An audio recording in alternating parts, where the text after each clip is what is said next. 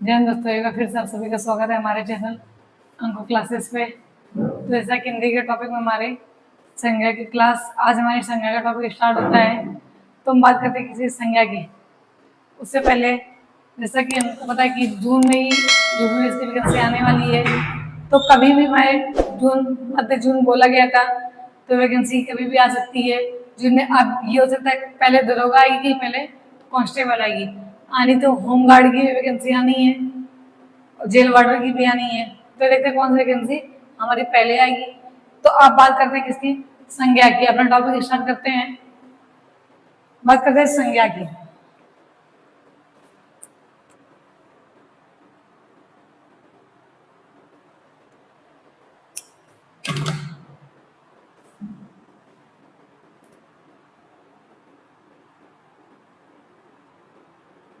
संज्ञा, बात करते हैं संज्ञा की। तो संज्ञा का शाब्दिक अर्थ क्या होता है? पहला पढ़ना था कि संज्ञा का शाब्दिक अर्थ। बात करते हैं किसकी, शाब्दिक अर्थ की।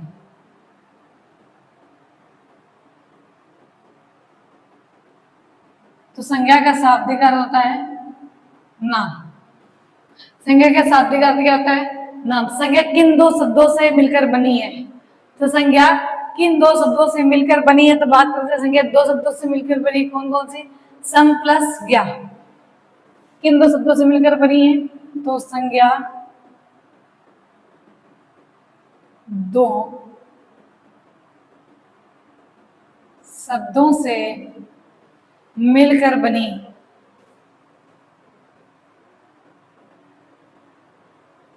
से मिलकर बनी कौन? सम प्लस ज्ञा। सम प्लस ज्ञा। अब बात करें सम प्लस ज्ञा, तो सम का अर्थ करते हैं, तो सम का अर्थ होता है सम्यक। क्या होता है? सम्यक। और ज्ञा का अर्थ होता है ज्ञान। तो संज्ञा का पूरा अर्थ है सम्यक ज्ञान। शाब्दिक अर्थ नाम होता है। अब बात करें संज्ञा किन दो शब्दों से मिलकर, तो सम प्लस ज्ञा से मिलकर बनी। सम का अर्थ पूछेगा तो सम्यक, और ज्ञा का अर्थ पूछेगा तो ज्ञान। तो क्या होगा? सम्यक ज्ञान, सम्यक ज्ञान। अब बात करते हैं अगला पॉइंट जो हमारा आता है क्या, कि विश्व में जितने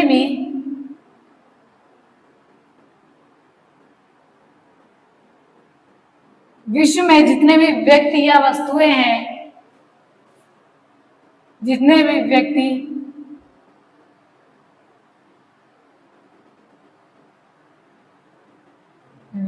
या वस्तुएं हैं, उनका कोई ना कोई नाम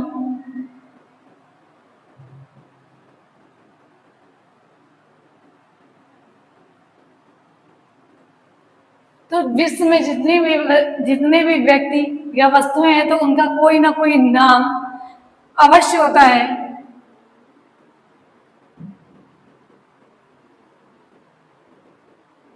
अवश्य होता है, जिसे संज्ञा कहते हैं। जिसे संज्ञा कहते हैं।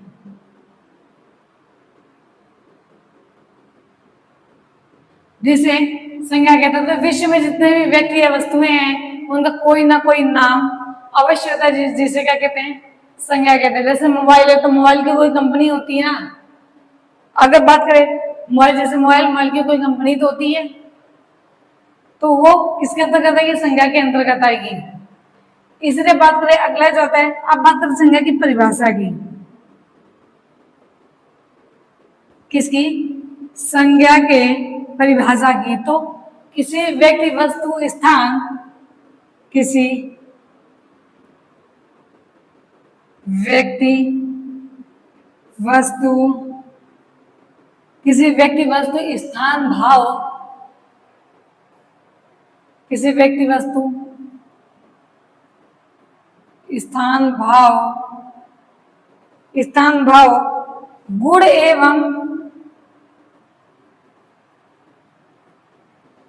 किसी व्यक्ति वस्तु स्थान भाव गुण एवं अवस्था आदि के आदि के नाम, आदि के नाम का बोध कराने वाले शब्द संज्ञा कहलाते हैं। बोध कराने वाले शब्द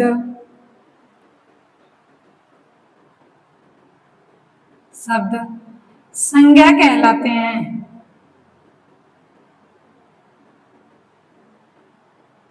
तो किसी व्यक्ति, वस्तु, स्थान, गुण एवं अवस्था के नाम का बोध कराने वाले शब्द क्या संज्ञा कहलाते हैं। अगला पॉइंट क्या आता है कि किसी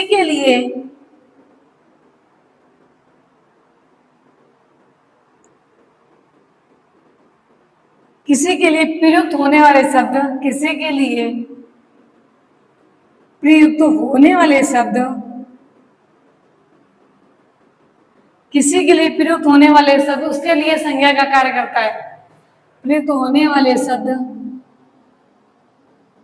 उसके लिए संज्ञा का कार्य करता है। संज्ञा का कार्य करता है। तो किसी के लिए प्रयुक्त होने वाले शब्द क्या उसके लिए संज्ञा का कार्य करता है। तो संज्ञा की डिफिनेशन क्या है? किसी व्यक्ति, वस्तु, स्थान, गुण एवं अवस्था के नाम का बोध कराने वाले शब्द क्या कहलाते हैं? संज्ञा कहलाते हैं। या फिर किसी के लिए प्रयुक्त होने वाले शब्द उसके लिए संज्ञा का कार्य करते हैं। अगला पॉइंट कहता है, जैसे उदाहरण में देखें। अच्छा, बात करते हैं, जैसे पंखा हो गया है। पंखा के लिए जिसके लिए शब्द प्रयोग हुआ वो संज्ञाित हुआ। पंखा के लिए शब्द किस कंपनी का, उषा का जैसे हुआ तो किसमें संज्ञा में तो आएगा ना। इसी तरह अगला जो उदाहरण देते, उदाहरण में क्या कहते हैं? जैसे गुलाब। अगला क्या है? पाटलिपुत्र।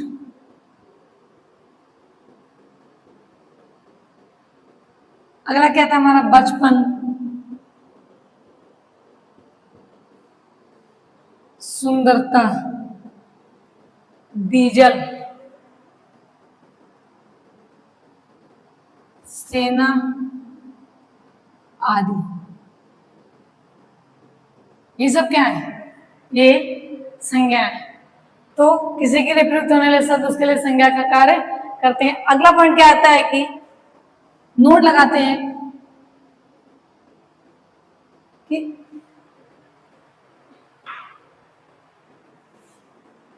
इतना नोट डाउन कर लीजिए, फिर बात करते हैं संज्ञा के भेद के बारे में। इतना पहले नोट डाउन कर लीजिए।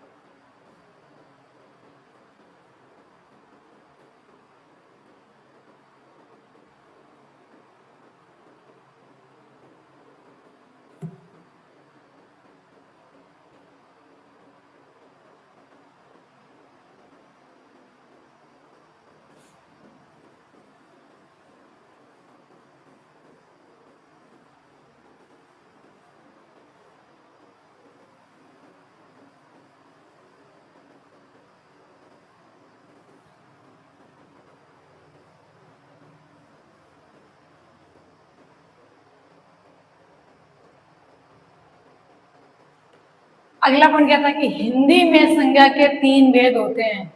कितने? तो हिंदी में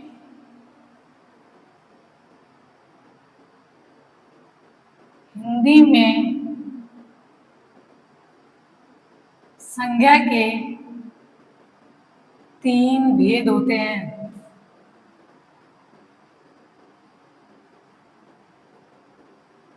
हिंदी में संज्ञा के 3 भेद होते हैं। अगला नोट लगाते हैं, देखते हैं क्या है कि अधिकांश व्याकरण के विद्वानों में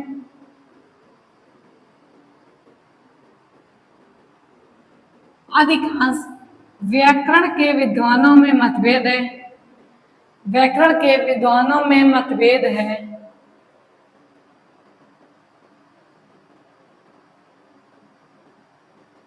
विद्वानों में मतभेद है।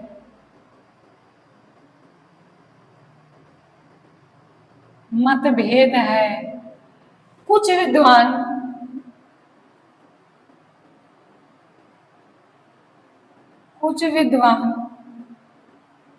संज्ञा के 3 भेद बताते हैं। कुछ विद्वान संज्ञा के 3 भेद बताते हैं।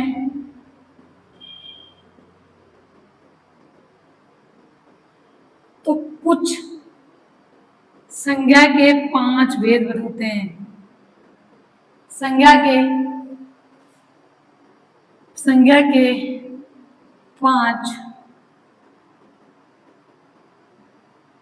भेद बताते हैं। तो क्या है, अधिकांश व्याकरण के विद्वानों में मतभेद है कि कुछ विद्वान संज्ञा के 3 भेद बताते हैं, तो कुछ विद्वान संज्ञा के 5 भेद बताते हैं। देखते हैं जो 5 भेद बताते हैं पहले उनके बारे में। तो पहला क्या आता है हमारा, व्यक्तिवाचक संज्ञा। व्यक्तिवाचक संज्ञा। अगला क्या था हमारा, जातिवाचक संज्ञा।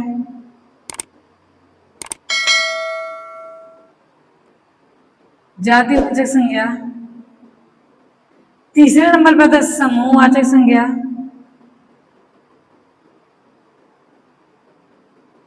समूहवाचक संज्ञा। अगला था हमारा द्रव्यवाचक संज्ञा।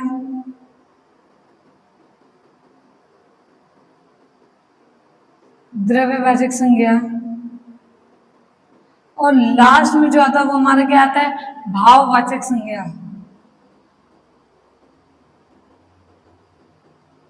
भाववाचक संज्ञा। तो जो विद्वान संज्ञा के 5 भेद बताते हैं वो कौन से, व्यक्तिवाचक संज्ञा, जातिवाचक संज्ञा, समूहवाचक संज्ञा, द्रव्यवाचक संज्ञा और भाववाचक संज्ञा। अगला पॉइंट हमारा क्या आता है कि जो विद्वान या फिर जो विद्वान संज्ञा के 3 भेद बताते हैं, संज्ञा के 3 भेद बताते हैं, वे समूहवाचक और द्रव्यवाचक संज्ञा को वे समूहवाचक और द्रव्यवाचक संज्ञा को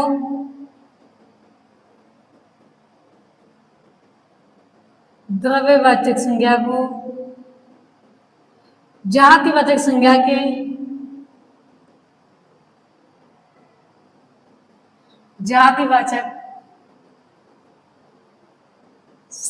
के अंतर्गत रखते हैं।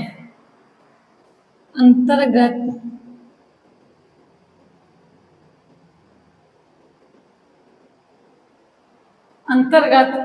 रखते हैं। तो क्या हिंदी में संज्ञा के कितने, 3 भेद बताए गए हैं, लेकिन कुछ व्याकरण के विद्वानों में मतभेद है कि कुछ विद्वान जो है वह संज्ञा के 5 भेद बताते हैं, कुछ और 3 बताते हैं। जो विद्वान संज्ञा के 3 भेद बताते हैं वे समूहवाचक और द्रव्यवाचक संज्ञा को किसके, जातिवाचक संज्ञा के अंतर्गत रखते हैं। किसको, समूहवाचक और द्रव्यवाचक संज्ञा को किसके, जातिवाचक संज्ञा के अंतर्गत रखते हैं। इतना नोट डाउन कर लीजिए। एक पॉइंट और लिखते हैं कि जब कुछ ना दिया हो,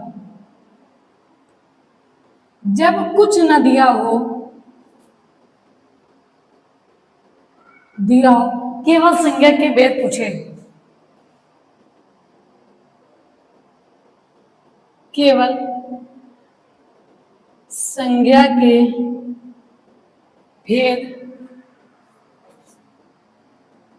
पूछे तो हम संज्ञा के कितने, तो हम संज्ञा के 5 भेद बताएंगे। कितने बताएंगे, संज्ञा के 5 भेद बताएंगे। जब कुछ भी ना दिया, हमने पूछा कि संज्ञा के भेद कितने, 5 भेद बताएंगे, तो आप इतना नोट कर लीजिए।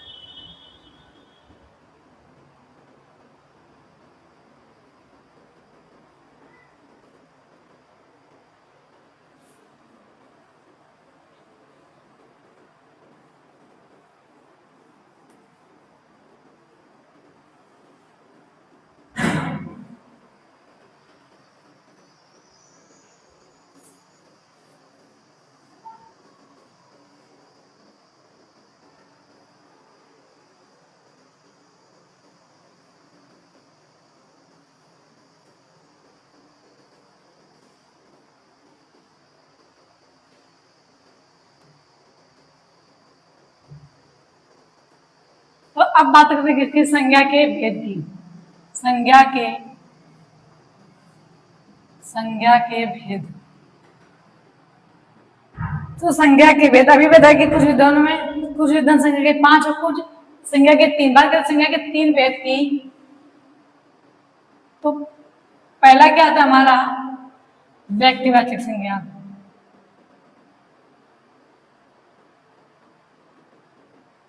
व्यक्तिवाचक संज्ञा। दूसरा नंबर पे क्या आता है हमारा, जातिवाचक संज्ञा।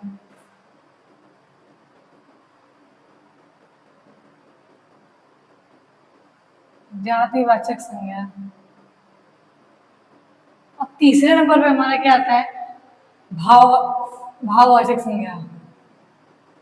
क्या, भाववाचक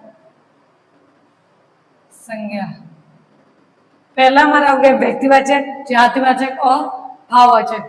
बचे दो, समूहवाचक और द्रव्यवाचक को क्या बताते हैं, जातिवाचक के अंतर्गत। समूहवाचक और दूसरी क्या थी हमारी, द्रव्यवाचक संज्ञा। द्रव्यवाचक संज्ञा किसके अंतर्गत, जातिवाचक के अंतर्गत, समूहवाचक और द्रव्यवाचक संज्ञा। अब हम बात करते हैं किसकी, बात करते हैं जो संज्ञा का पहला भेद जो हमारा था वो था क्या था, व्यक्तिवाचक संज्ञा के बारे में। बात करते हैं व्यक्तिवाचक संज्ञा।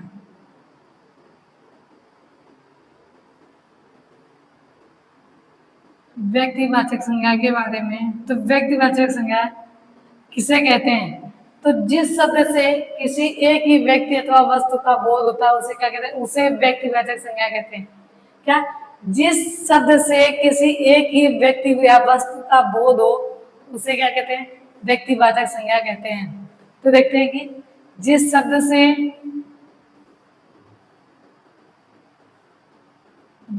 से किसी एक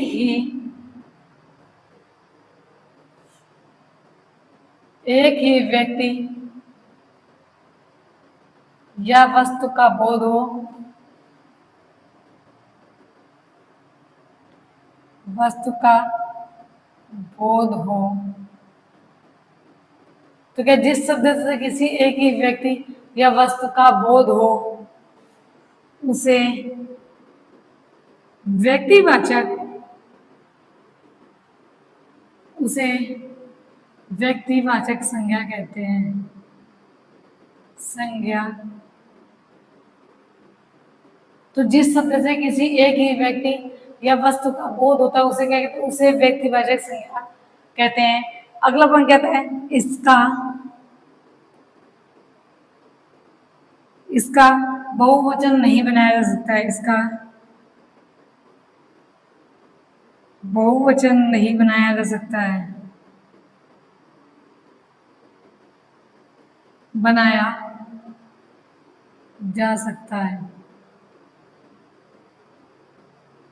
इसका बहुवचन नहीं बनाया जा सकता। तो जिस शब्द से किसी एक ही व्यक्ति या वस्तु का बोध होता है उसे क्या कहते हैं? उसे व्यक्तिवाचक संज्ञा कहते हैं। इसका बहुवचन नहीं बनाया जा सकता है। अब बात करते हैं अगला एग्जाम्पल क्या था इसका। जैसे हो गया हमारा क्या प्रयाग, संध्या, अगला अमित, काशी, द्वारका,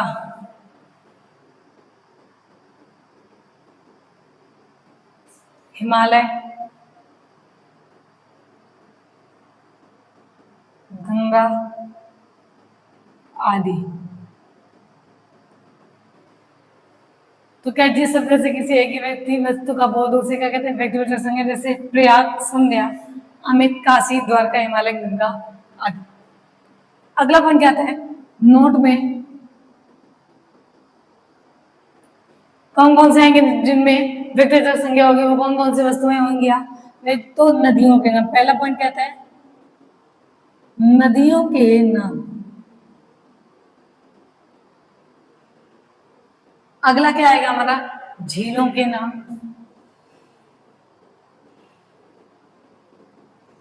झीलों के नाम। अगला आएगा हमारा गांवों के नाम।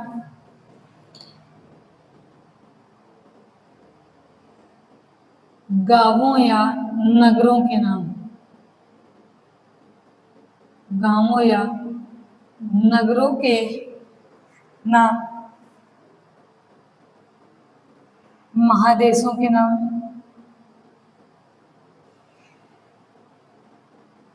महादेशों के नाम। फिर अगला क्या आएगा हमारा? देश के नाम।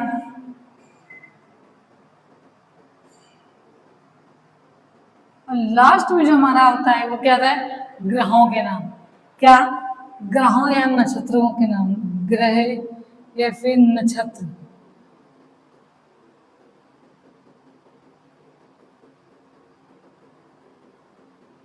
के नाम। ग्रहों या फिर नक्षत्रों के नाम। तो नदियों के नाम, झीलों के नाम, गांवों या नगरों के नाम, महादेशों के नाम, देश के नाम, ग्रह या फिर नक्षत्रों के नाम किसके अंतर्गत आएंगे? ये सारी चीजें, ये सारे व्यक्तिवाचक संज्ञा के अंतर्गत ही आएंगे। अगला पॉइंट हमारा क्या आता है? इसकी पहचान देखते हैं। किसकी व्यक्तिवाचक संज्ञा की पहचान क्या होनी चाहिए? पहला तो ये कि दृश्य दिखाई दे प्लस का एक वचन होना चाहिए। अगला क्या कहता है? प्लस विश्व भर में अकेली हो। क्या? विश्व भर में अकेली। विश्व भर में अकेली। इतना होना चाहिए। व्यक्तिगत संज्ञा क्या क्या? कि जिस शब्द से किसी एक ही व्यक्ति या वस्तु का बोध होता है उसे क्या कहते हैं? उसे व्यक्तिवाचक संज्ञा कहते हैं। इसका बहुवचन नहीं बनाया जा सकता है। नदियों के नाम, झीलों के नाम, गांवों या नगरों के नाम, महादेशों के नाम, देश या ग्रह नक्षत्रों के। इतना नोट डाउन कर, ये नोट पॉइंट लर्न करें तो व्यक्तिगत संज्ञा के एग्जाम्पल्स जो आएंगे वो ऑटोमेटिक हो जाएंगे। बात करते हैं किसकी पहचान? दृश्य होना चाहिए प्लस एक वचन होना चाहिए और विश्व भर में वो अकेली हो। हिमालय एक ही तो है। गंगा नदी विश्व भर में अकेली, तो ऐसा नहीं कि भारत में दूसरी गंगा नदी और अमेरिका में दूसरी है, ऐसा तो नहीं है ना। गंगा नदी तो एक ही है। यमुना हो गई, है तो एक ही, तो विश्व में वो चीज अकेली होनी चाहिए। आप इतना नोट डाउन कर लीजिए। फिर बात करते हैं जातिवाचक संज्ञा की।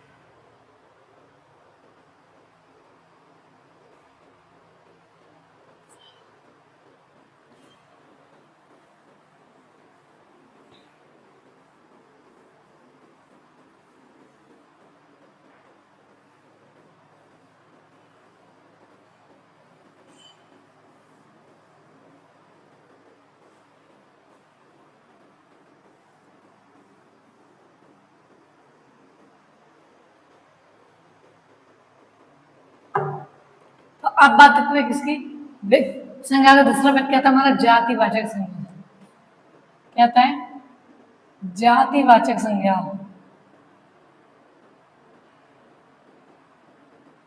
जातिवाचक संज्ञा। बात करें जातिवाचक संज्ञा की, तो जातिवाचक संज्ञा से क्या, व्यक्तिवाचक में क्या था, जिस शब्द से किसी एक ही व्यक्ति, जिस शब्द से किसी एक ही व्यक्ति या वस्तु का बोध होता है उसे क्या कहते हैं, व्यक्तिवाचक संज्ञा कहते हैं। लेकिन जातिवाचक संज्ञा में क्या है, जिस शब्द या नाम से किसी व्यक्ति या वस्तु की समस्त जाति का बोध हो। कैसा, समस्त जाति का। व्यक्तिवाचक में तो क्या, एक ही व्यक्ति या वस्तु का बोध हो, लेकिन जातिवाचक में क्या होगा, जब समस्त जाति का बोध होगा उसे क्या कहते हैं, जातिवाचक संज्ञा कहते हैं। इनके बहुवचन, इनके एक वचन और बहुवचन दोनों बनाए जा सकते हैं। तो ये डिफिनेशन क्या है कि जिस शब्द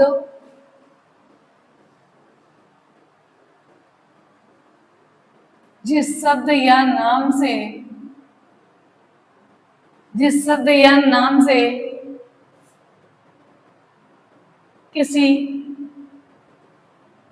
किसी व्यक्ति या वस्तु के समस्त जाति का बोध होता है,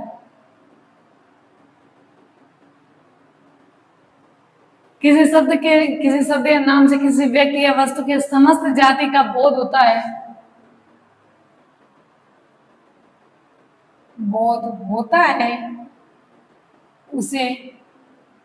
उसे जातिवाचक संज्ञा कहते हैं। उसे जातिवाचक संज्ञा कहते हैं। उसे क्या कहते हैं, उसे जातिवाचक संज्ञा कहते हैं। जिस शब्द या नाम से किसी व्यक्ति वस्तु की समस्त जाति का बोध हो उसे कहते हैं, उसे जातिवाचक संज्ञा कहते हैं। अगला पॉइंट क्या होता है इसका, कि जातिवाचक संज्ञा का एक वचन और बहुवचन, जातिवाचक संज्ञा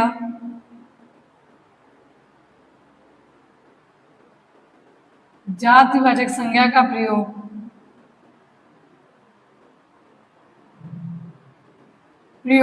एक वचन और बहुवचन दोनों में किया जा सकता है। प्रयोग एक वचन और बहुवचन दोनों में किया जा सकता है। दोनों में किया जा सकता है। तो जातिवाचक संज्ञा का प्रयोग किसमें, एक वचन और बहुवचन दोनों में किया जा सकता है। जैसे एग्जाम्पल में क्या आएगा हमारा, एग्जाम्पल में कोई गाय, अगला क्या, नदी, लड़का, पहाड़ आदि। क्या, जाति संज्ञा में जिस शब्द या नाम से किसी व्यक्ति वस्तु की समस्त जाति का बोध हो उसे जातिवाचक संज्ञा कहते हैं। जैसे एग्जाम्पल में अगर गाय, नदी, लड़का, पहाड़ आदि ऐसे और भी एग्जाम्पल्स। आप बात करते हैं जो अगला आता है, नोट में क्या क्या कौन कौन से शब्द में जातिवाचक संज्ञा का प्रयोग होता है। जैसे कि हमारे फल और सब्जी के नाम,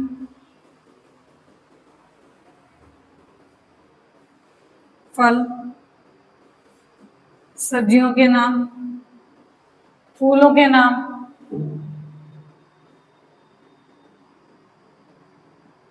फूलों के नाम, पहनने ओढ़ने, पहनने ओढ़ने अथवा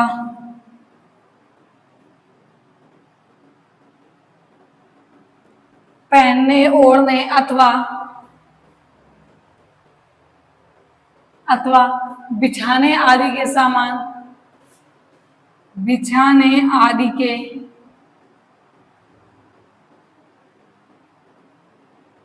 सामान। फल सब्जियों के नाम, फूलों के नाम, पहनने ओढ़ने अथवा बिछाने आदि के सामान हो गए। अगला हो गया, ऐसे हो गया मसाले, मिठाई के नाम,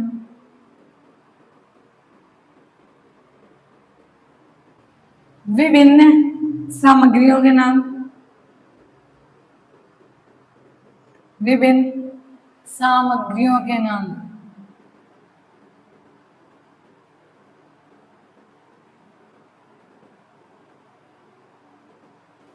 विभिन्न सामग्रियों के नाम। तो ये किसमें और भी अन्य वस्तुएं व्यक्ति हैं जो जिनका प्रयोग व्यक्तिगत संज्ञा में किया जा सकता है। बोलते हैं सब्जी ले आओ, तो किसमें हो गए, जातिवाचक संज्ञा में हो गए। क्या, सब्जी ले आओ तो जातिवाचक संज्ञा हो गई, नाम बता दिया बिल्कुल पर्सनली कि आलू, भिंडी लेके आएंगे तो किसमें आएगी, वो हमारी व्यक्तिवाचक में आएगी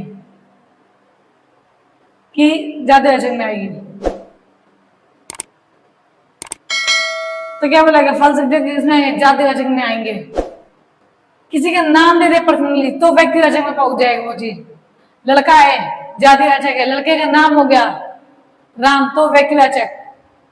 पहाड़, पहाड़ हो गया हमारा जातिवाचक। बोल दिया अगर हिमालय, जैसे पर्वत आ गया हिमालय हमने बोल दिया तो किसमें आ जाएगा, व्यक्तिवाचक में आ जाएगा। नदी, नदी तो जातिवाचक है। अब इस एग्जाम्पल में लिखा नदी, तो अब नदी जब नदी बोलेगा तो जातिवाचक। नदी का नाम दे दिया, गंगा नदी, यमुना नदी, बेतवा नदी, तो जब नदी का नाम दे दिया पर्सनली तो किसमें आ जाएगा हमारा, वो हमारा व्यक्तिवाचक में पहुंच जाएगा। कोई भी वस्तु हो, चेयर कुर्सी हो गई, कुर्सी हमारी आएगी जातिवाचक में। उसी कुछ कंपनी का नाम भी दिया तो व्यक्तिवाचक में। अब बात करते हैं, इसी तरह देखते हैं व्यक्तिवाचक और जातिवाचक। व्यक्तिवाचक और जातिवाचक। नाम बताया तुलसीदास, किसमें आ गए, व्यक्तिवाचक में आ गए। कौन है ये, कवि, कवि बोला जातिवाचक। कौन कवि, को कबीरदास, सूरदास, तुलसीदास, नाम बोला तुलसीदास तो किसमें आ गया, व्यक्तिवाचक। इसी तरह अगला आता हमारा, अभी बोला गंगा, नदी किसमें आएगी, जातिवाचक में। हिमालय, पहाड़। अगला देश है भारतवर्ष,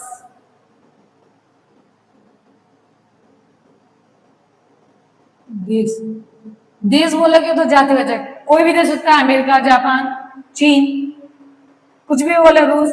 जब बोलेगा एक पर्सनली एक भारतवर्ष तो व्यक्तिवाचक है। अमेरिका व्यक्तिवाचक, रूस व्यक्तिवाचक, किसके अंदर, व्यक्तिवाचक के अंतर्गत आएंगे।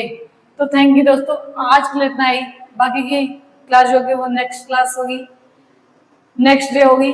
तो नेक्स्ट क्लास में क्या होगा हमारा, समूहवाचक, द्विवाचक और भाववाचक संज्ञा के बारे में। तो आज के लिए इतना ही।